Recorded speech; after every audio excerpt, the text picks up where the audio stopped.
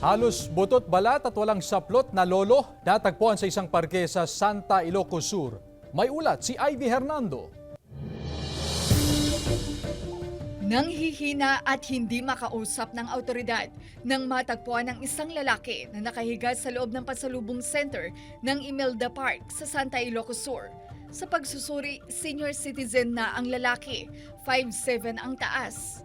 Ayon sa pulisya, wala siyang saplot ng matagpuan ng Protected Area Ranger ng DENR sa lugar. Halos butot balat at may cast sa isa niyang binti. Palaisipan sa awtoridad kung paano nakarating ang matanda sa lugar. If you assess si Lolo, he is not physically capable to transport himself or to travel himself alone. Please have the conscience na kahit sa huling hantungan man lang ni Lolo, you acknowledge him as part of your family.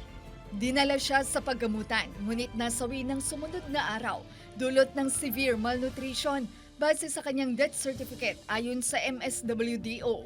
Sa ospital na rin nakilala ang biktima. Doon positive na na-identify ng mga taga-hospital sa Kandon na siya rin yung trinit nila doon kasi ito nga parang victim din yung vehicular incident. At allegedly tumakas daw po itong victim natin. Ayon sa PNP, dati nang nakikitang palaboy ang biktima na mentally challenged. Nakatakda siyang ilibing bukas sa bayan ng Santa.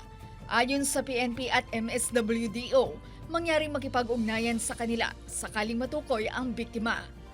Ivy Hernando, 1 North Central Luzon.